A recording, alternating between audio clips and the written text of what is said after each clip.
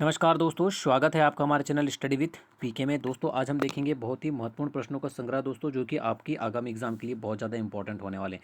जी हाँ दोस्तों, सभी प्रश्न को इस मॉडल पेपर में दोस्तों आपकी एग्जाम को ध्यान में रखते हुए शामिल किया गया है। हर एक क्वेश्चन को ध्यान से पढ़िएगा, आंसर याद रखिएगा। ठीक है, आपको दोस्तों अगर यहाँ से क्वेश्चन पूछे जाते हैं और संभवतः पूछे ही जाएंगे तो आपको उनके आंसर पता होना चाहिए। ठीक है, तो चलिए दोस्तों बिना किसी देरी के स्टार्ट करते हैं वीडियो। देखते हैं पहला प्रश्न क्या है। अगर आप चैनल को अभी भी पहली बार देख रहे हैं दोस्तों, तो आप चैनल को सब्सक्राइब कर लीजिए। ठीक है, खाद्यान्नों के संरक्षण हेतु निम्न में से किसका प्रयोग किया जाता है। चार ऑप्शन दिए गए हैं दोस्तों, आपको ABCD आपको बताना है दोस्तों कि खाद्यान्नों के संरक्षण हेतु निम्न में से किसका प्रयोग किया जाता है। बहुत ही अच्छा क्वेश्चन दोस्तों, एग्जाम में ये क्वेश्चन आपको देखने को मिल सकता है। तो याद रखिएगा दोस्तों, सोडियम बेंजोएट। ठीक है, खाद्य पदार्थों को दोस्तों किण्वन अम्लीकरण अथवा अन्य किसी अपघटन से बचाने के लिए दोस्तों खाद्य परिरक्षक का प्रयोग किया जाता है। ठीक है, किण्वन अम्लीकरण और किसी भी अन्य प्रकार का जो अपघटन होता है दोस्तों, उससे बचाने के लिए खाद्य पदार्थ जो होते हैं उनको परिरक्षक का प्रयोग किया जाता है। और सोडियम बेंजोएट जो है दोस्तों एक उत्तम परिरक्षक है। ठीक है, इसलिए इसका प्रयोग किया जाता है। बहुत अच्छा क्वेश्चन दोस्तों, एग्जाम में पूछा जाएगा तो याद रखेगा। और अगर इसका फॉर्मूला दिया रहेगा तो आपको पता होना चाहिए। ठीक है, NaC7H5O2। ठीक है, अगर फॉर्मूला दिया तो इससे भी आपको पहचानना है। ठीक है, चलिए आगे बढ़ते हैं दोस्तों। देश का प्रथम खेल विश्वविद्यालय कहाँ स्थापित किया गया है। ठीक है, आपको बताना दोस्तों कि भारत देश का प्रथम खेल विश्वविद्यालय दोस्तों स्थापित कहाँ किया गया है। अगर एग्जाम में पूछा जाता है आपको तो याद रखिएगा दोस्तों, मोस्ट IMP क्वेश्चन है एग्जाम के लिए। भारत का प्रथम खेल विश्वविद्यालय मणिपुर में स्थापित किया गया है। ठीक है, और कब स्थापित किया गया है तो वर्ष 2018 में स्थापित किया गया है। याद रखिएगा, दोनों ही चीज़ें आपको याद रखना है। कहाँ किया गया है, मणिपुर में किया गया है। और कब किया गया है तो 2018 में किया गया है। ठीक है, याद रखिएगा। चलिए आगे बढ़ते हैं। कैंसर ट्यूमर के उपचार के लिए किस रेडियो समस्थानिक का उपयोग किया जाता है। काफ़ी बार एग्जाम में ये क्वेश्चन पूछा जाता है दोस्तों, तो याद रखिएगा। और काफ़ी लोगों को तो इसका आंसर पता भी होगा, क्योंकि एग्जाम में रिपीट होता है क्वेश्चन।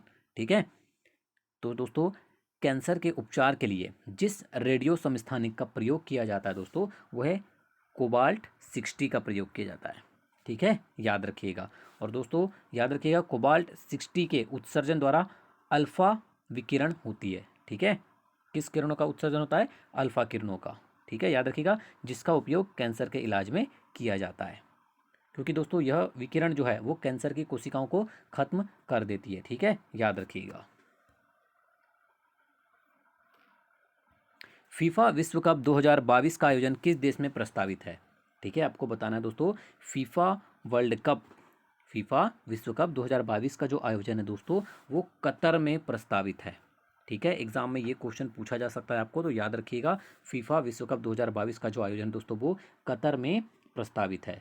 ठीक है, याद रखिएगा, जिसे दोस्तों 21 नवंबर से 18 दिसंबर 2022 के बीच आयोजित किया जाएगा। ठीक है, याद रखिएगा। मिश्र धातु में किस पदार्थ के संयोग से इस्पात, ठीक है, निष्कलंक इस्पात स्टेनलेस स्टील अचुंबकीय हो जाता है। ठीक है, आपको बताना है दोस्तों कि मिश्र धातु में किस पदार्थ के संयोग से स्टेनलेस स्टील जो है दोस्तों वो अचुंबकीय हो जाता है। काफ़ी अच्छा क्वेश्चन दोस्तों, याद रखिएगा, क्रोमियम के संयोग से। ठीक है, क्योंकि दोस्तों क्रोमियम जो होता है वो इस्पात के बाहतल को निष्क्रिय बना देता है, जिससे वह अचुंबकीय हो जाता है। तो याद रखिएगा दोस्तों, बहुत अच्छा क्वेश्चन है। ठीक है, क्रोमियम आपका आंसर हो जाएगा। कोरोना वायरस महामारी कोविड-19 के कारण टोक्यो ओलंपिक 2020 को स्थगित कर दिया गया है। अब इसका आयोजन किस वर्ष किया जाएगा। बहुत अच्छा क्वेश्चन दोस्तों, आपको बताना है कि कोरोना वायरस महामारी कोविड-19 के कारण दोस्तों जो टोक्यो ओलंपिक 2020 में होने वाला था, ठीक है, इसे स्थगित कर दिया गया है। अब इसका आयोजन किस वर्ष होगा दोस्तों, तो अगर एग्जाम में पूछा जाए तो याद रखिएगा, वर्ष 2021 में होगा। ठीक है दोस्तों, ये 2020 में 24 जुलाई से 9 अगस्त तक चलने वाला था। ठीक है, टोक्यो ओलंपिक जो है दोस्तों, इसका आयोजन जो है 2020 में 24 जुलाई से 9 अगस्त तक के बीच होना था। अब इसका आयोजन जो है दोस्तों कोविड-19 के कारण 2021 में किया जाएगा। ठीक है, याद रखिएगा। वर्ष 1920 में महात्मा गांधी द्वारा शुरू किए गए असहयोग आंदोलन का मध्य प्रदेश में नेतृत्व किसने किया था। ठीक है, आपको बताना दोस्तों, वर्ष 1920 में महात्मा गांधी द्वारा शुरू किए गए असहयोग आंदोलन का जो है दोस्तों मध्य प्रदेश में नेतृत्व प्रभाकर डुंडीराज द्वारा किया गया था। ठीक है, याद रखिएगा किसके द्वारा किया गया था, प्रभाकर डुंडीराज द्वारा किया गया था। ठीक है, याद रखिएगा, बहुत अच्छा क्वेश्चन दोस्तों, अगर एग्जाम में पूछा जाएगा तो आपको पता होना चाहिए। राष्ट्रीय खेल दिवस निम्नलिखित में से किस दिन मनाया जाता है। बहुत अच्छा क्वेश्चन दोस्तों, याद रखिएगा, हॉकी के जादूगर के नाम से प्रसिद्ध महान खिलाड़ी मेजर ध्यानचंद, ठीक है, मेजर ध्यानचंद के जन्म दिवस पर दोस्तों प्रतिवर्ष 29 अगस्त को खेल दिवस मनाया जाता है। ठीक है, याद रखिएगा, बहुत अच्छा क्वेश्चन है दोस्तों। और अगर आपको पूछा जाए कि मेजर ध्यानचंद का जन्म कब हुआ था, तो ये भी याद रखना है आपको, 29 अगस्त वर्ष 1905 में हुआ था। ठीक है, और कहाँ हुआ था, प्रयागराज में हुआ था। ठीक है, ये भी जानकारी आपको पता होना चाहिए। 1730 में स्थापित होलकर वंश की राजधानी थी। ठीक है, आपको बताना दोस्तों कि होलकर वंश की राजधानी, ऑप्शन जो दिए गए हैं इनमें से कौन थी।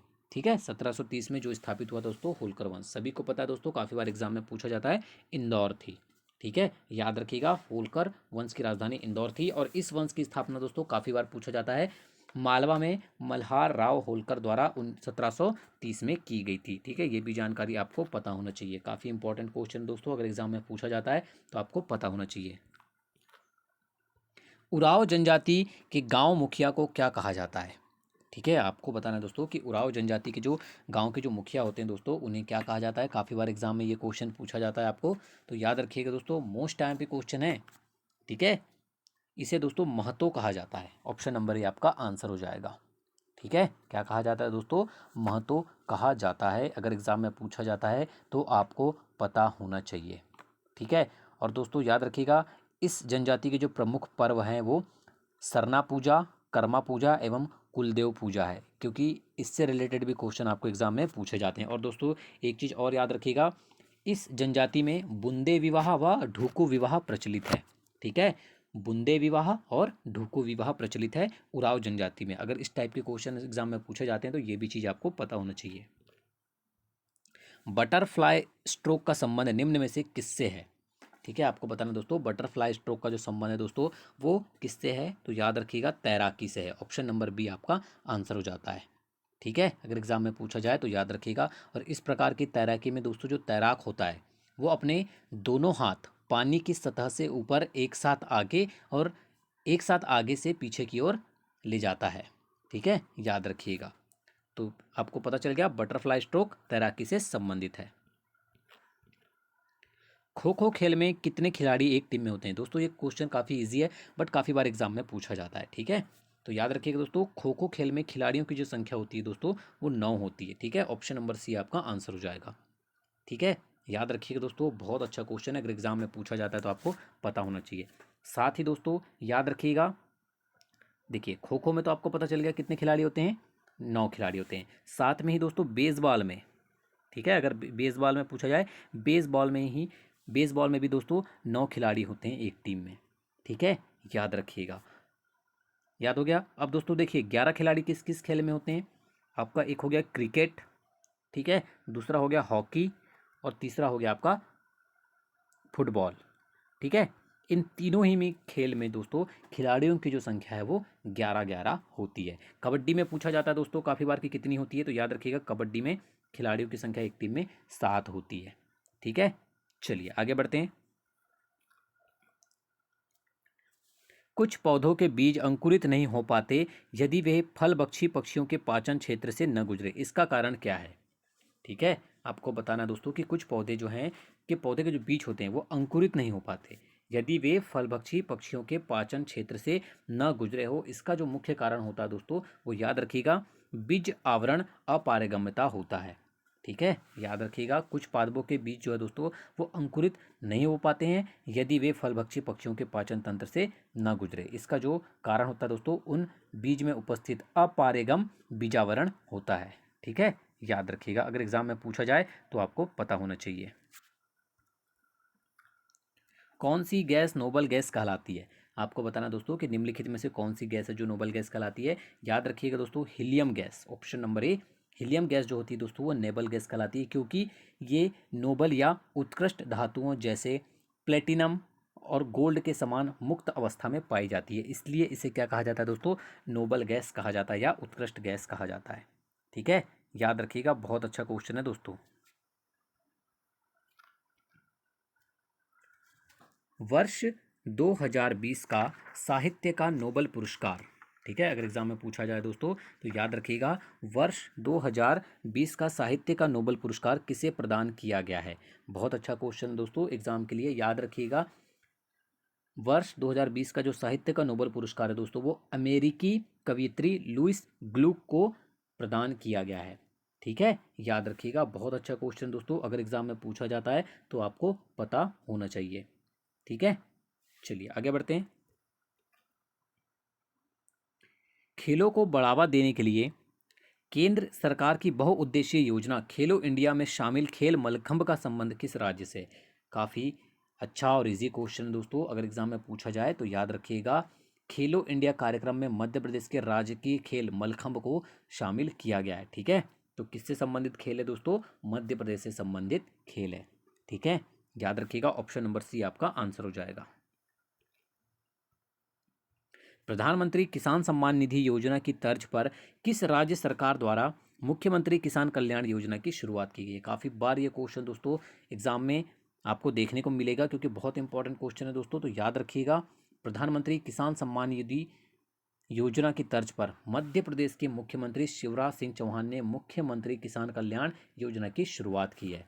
ठीक है, याद रखिएगा, और इस योजना का जो शुभारंभ है दोस्तों वो आपको पता होना चाहिए, 26 सितंबर वर्ष 2020 को भोपाल में किया गया। ठीक है, याद रखिएगा, और इसके तहत दोस्तों राज्य के किसानों को 4,000 रुपये की सम्मान निधि प्रदेश सरकार द्वारा 2 समान किस्तों में प्रदान की जाएगी। ठीक है, 2,000 की 2 समान किस्त में प्रदान की जाएगी। तो याद रहेगा आपको दोस्तों, मध्य प्रदेश सरकार द्वारा यह योजना शुरू की गई है। यूएफा चैंपियंस लीग, ठीक है, 2020 का खिताब किसने जीता। तो याद रखिएगा दोस्तों, यूएफा चैंपियंस 2020 का खिताब जो है दोस्तों ब्रायन म्यूनिख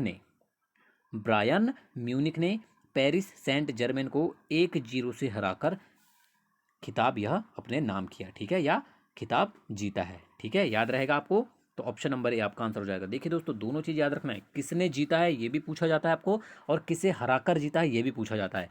तो ब्रायन म्यूनिख ने पेरिस सेंट जर्मेन को हराकर जीता है। ठीक है, याद रहेगा आपको।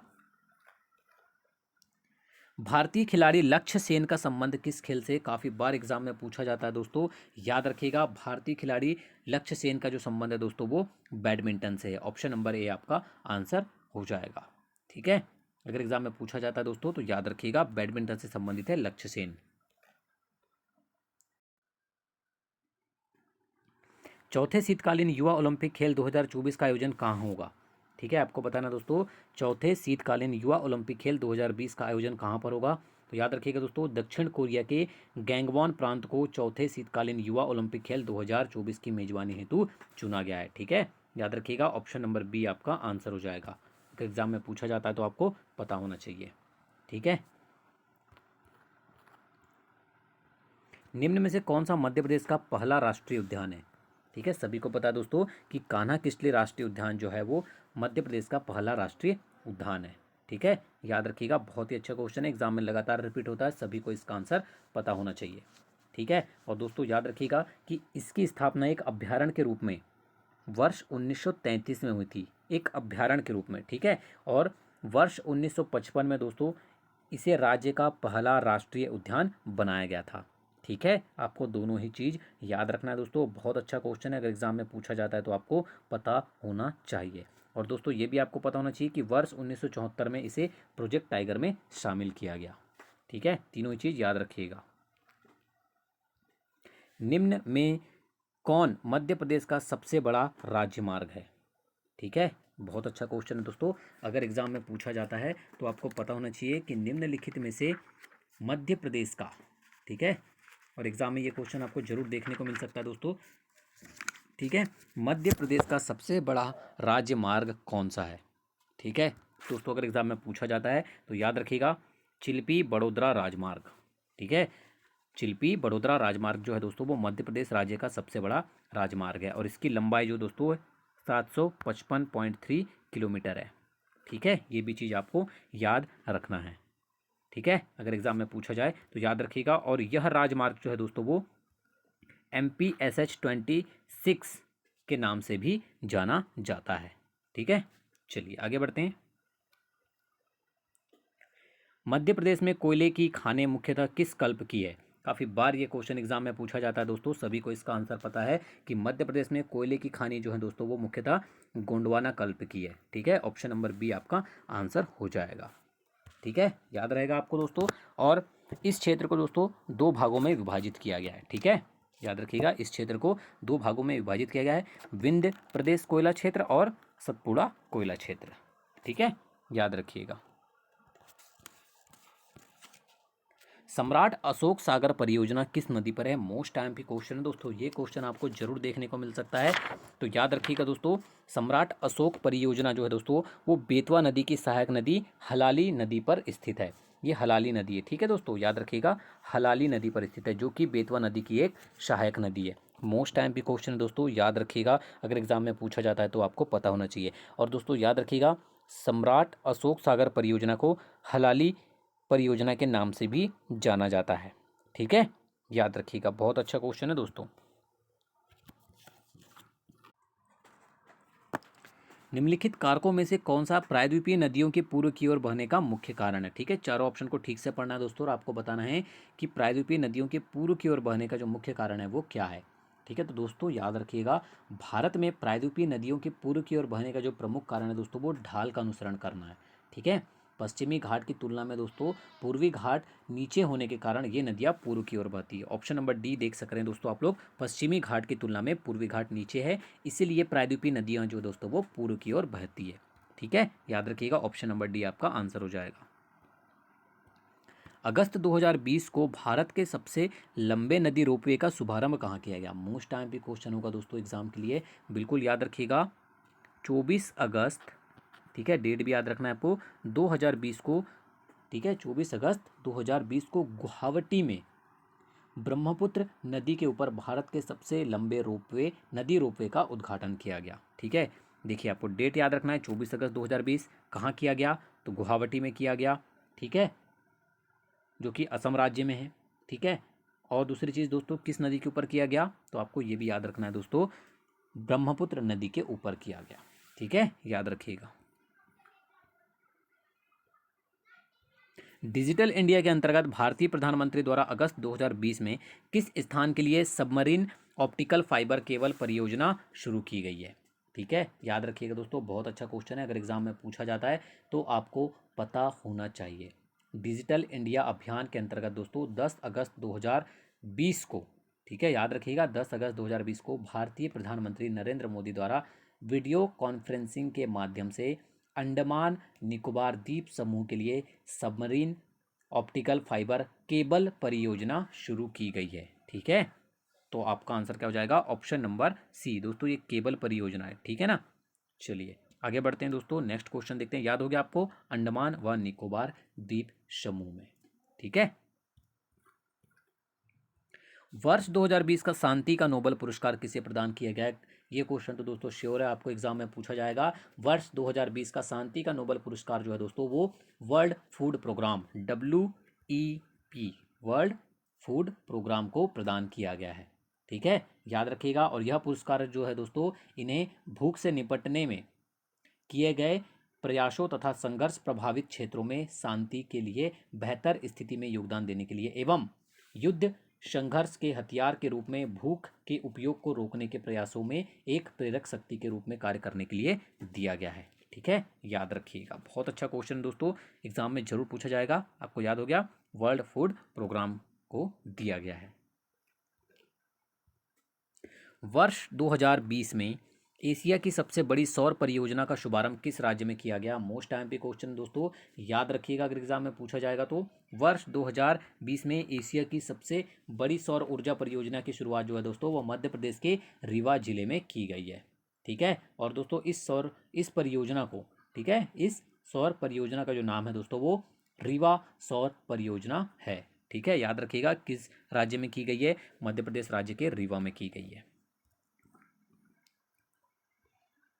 कोविड-19 महामारी में किए गए लॉकडाउन के दौरान किस राज्य सरकार द्वारा बच्चों की स्कूली शिक्षा के लिए हमारा घर हमारा विद्यालय योजना की शुरुआत की गई है? बहुत अच्छा क्वेश्चन है दोस्तों, एग्जाम में जरूर ये क्वेश्चन आपको पूछा जाएगा। तो याद रखना है दोस्तों आपको कोविड-19, ठीक है, अगर एग्जाम में पूछा जाता है दोस्तों तो याद रखिएगा कोविड-19 महामारी में हुए लॉकडाउन के दौरान मध्य प्रदेश सरकार द्वारा राज्य के विद्यार्थियों को घर में ही शिक्षा उपलब्ध कराने के लिए हमारा घर हमारा विद्यालय योजना की शुरुआत 6 जुलाई, ठीक है, 6 जुलाई 2020 को की गई। ठीक है, याद रखिएगा दोस्तों, बहुत अच्छा क्वेश्चन है। और इस योजना के तहत दोस्तों ऑनलाइन कक्षाओं के माध्यम से बच्चों को घर में ही स्कूल शिक्षा प्रदान की जाएगी। ठीक है, याद रहेगा आपको, मध्य प्रदेश सरकार द्वारा यह योजना शुरुआत की गई है। तो ये थे दोस्तों आज के आपके मोस्ट आईएमपी क्वेश्चन दोस्तों, जो कि आपके एग्ज़ाम के लिए बहुत ही ज़्यादा महत्वपूर्ण होने वाले हैं दोस्तों। यहाँ से क्वेश्चन श्योर है आपको एग्जाम में पूछे जाएंगे। और दोस्तों अगर आपको यहाँ से क्वेश्चन पूछे जाते हैं तो आपको सभी क्वेश्चन के आंसर पता होने चाहिए। ठीक है, तो वीडियो को अंत तक देखने के लिए धन्यवाद दोस्तों। वीडियो पसंद आया तो लाइक और शेयर करना बिल्कुल नहीं भूलिएगा।